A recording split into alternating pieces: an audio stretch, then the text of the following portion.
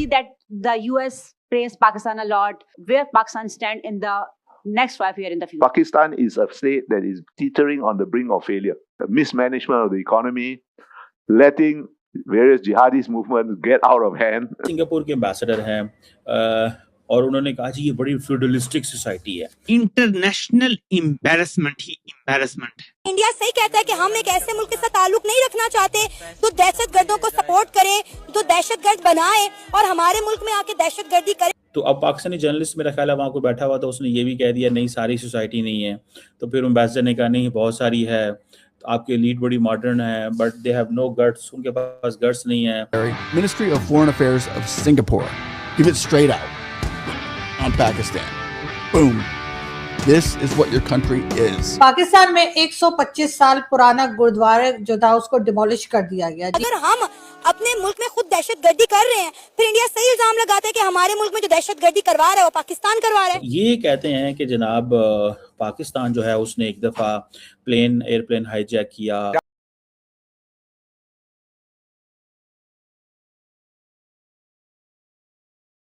ये एक चीज नोट की है कि कुछ लोग सिंगापुर में बैठ के पाकिस्तान के बारे बड़ी बड़ी बातें कर रहे हैं और बड़ी चीजें हो रही हैं। सो इंटरेस्टिंग नैरेटिव सिंगापुर में बैठ के बन रहे हैं। बल्कि इंटरेस्टिंग चीज तो ये भी है कि इंडिया जो है वो ये कह रहा है कि पाकिस्तान जो अफगानिस्तान पे हमले करा देते हैं, मुझे नहीं लग रहा पाकिस्तान की गवर्नमेंट से क्यों नहीं बन कि एक मुल्क जो पाकिस्तान जो है वो ये भी बताती है कि हमारे वहाँ बहुत दहशतगर्दी है, लेकिन वो कुछ कर नहीं पा रहे। मतलब आप इमेजिन करें कि मतलब द रियल पॉइंट जिसको थोड़ा समझने की जरूरत है, you know what I believe which is significant at this moment, वो ये है कि भैया अगर इंडिया अफगानिस्तान पाकिस्तान में दहशतगर्दी करा रहा है तो इंडिया कहता है उसको हमला करेगा तो हम उस पर बोलेंगे। That is a narrative.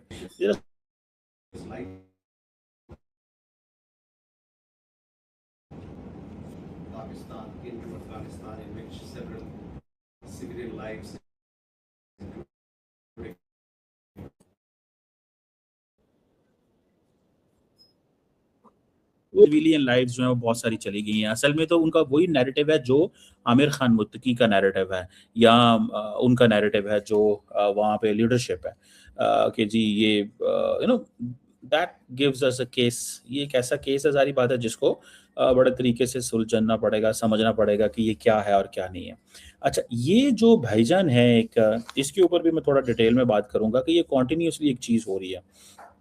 अब ये एक एम्बेसडर साहब हैं, ठीक है, ये कहते हैं कि जनाब पाकिस्तान जो है उसने एक दफ़ा एयरप्लेन हाईजैक किया। उनकी डिमांड ये थी कि वो एक्स प्राइम मिनिस्टर भुट्टो से बात करना चाहते थे, उसके स्टाफ ने उसको जुगाने से इंतज़ार कर दिया। सो सिंगापुर जो है उसने दे एंटर्ड इनटू इट और उन्होंने वो कर दिया। अब ये एक्स सिंगापुर के एम्बेसडर हैं और उन्होंने कहा जी ये बड़ी फ्यूडलिस्टिक सोसाइटी है। भाई क्वेश्चन ये है कि कौन सी सोसाइटी कैसे है, दैट्स नॉट अ पॉइंट। आप क्वेश्चन ये है कि why are you trying to poke into Pakistan internal matter, ठीक है। तो अब पाकिस्तानी जर्नलिस्ट मेरा ख्याल है वहाँ को बैठा हुआ था, उसने ये भी कह दिया नहीं सारी सोसाइटी नहीं है।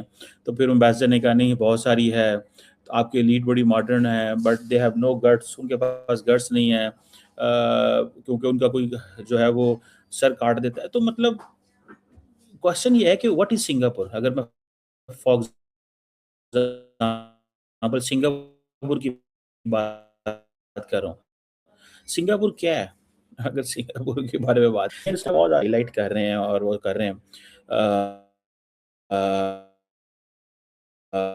और जिसे वो कहते हैं ना कि आई कैन अंडरस्टैंड, ये एम्बेसडर है, फॉर्मर एम्बेसडर हैं सिंगापुर के, बिल्हान शायद इनको जो है वो प्रोनाउंस किया जाता है। और ये जो एम्बेसडर साहब हैं ये एक सिंगापुरियन रिटायर्ड एकेडमिक थे, डिप्लोमेट थे, सिविल सर्वेंट थे और ये यूएन में के रिप्रेजेंटेटिव रहे हैं परमानेंट, और पाकिस्तान गवर्नमेंट ये इस वक्त मसला ये है कि the moment anyone talks about Pakistan, उसको अप्रिशिएट करता है या उसको स्पेस देता है, वो हमें नजर आ जाता है। और इससे पता चलता है कि एम्बेसडर साहब जो है ना, उन्होंने कहा जी, अफगानिस्तान के बारे में बात हुई, उन्होंने कहा जी कि आप हर चीज के लिए दूसरे लोगों को ब्लेम नहीं कर सकते। अब सवाल ये पैदा होता है कि अगर पाकिस्तान में दहशतगर्दी होती है और पाकिस्तान अफगानिस्तान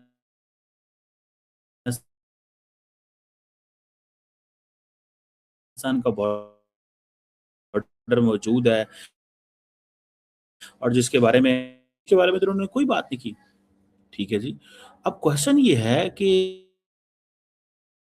और फिर दूसरा, अगर वहां पे कोई सहाफी बैठा, इनरिच फाउंडेशन ने कोई टॉक कराई, तो उन्होंने कहा जी कि पाकिस्तान बड़ा मिसमैनेज है, शुरू से ही मुझे कुछ सोल्यूशन नजर नहीं आता। आप रिटायर हो गए सर, आपको क्या सोल्यूशन नजर आएगा? आपके जो सियासतदान है वो वेस्ट ऑफ टाइम है, द मिलिट्रीज जो है वो पार्ट ऑफ प्रॉब्लम है। सारी दुनिया पाकिस्तान की तारीफें कर रही है कि भारत और ईरान अमेरिका की जंग बंद करवाई है, और आप कहते हैं कि आपकी फौज खराब है, आपकी मीडिया खराब है, आपकी फलानी खराब है।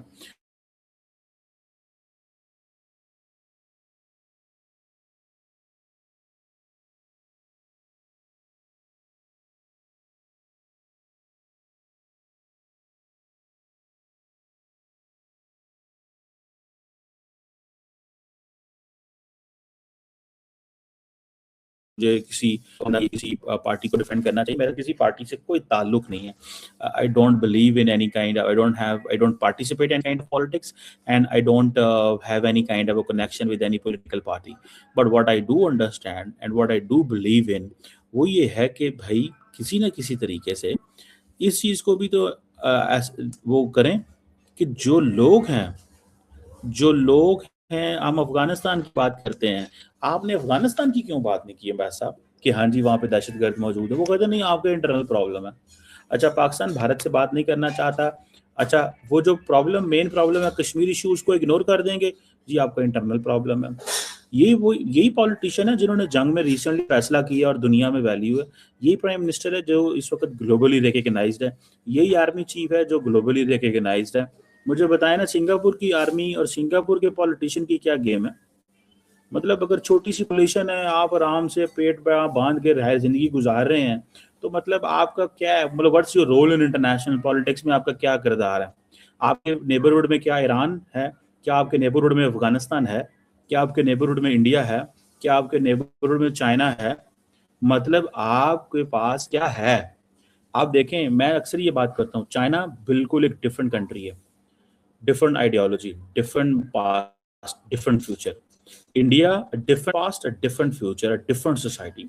ईरान completely different मुल्क है, वहां पे एक completely different सोच है, different मुस्तकबिल है।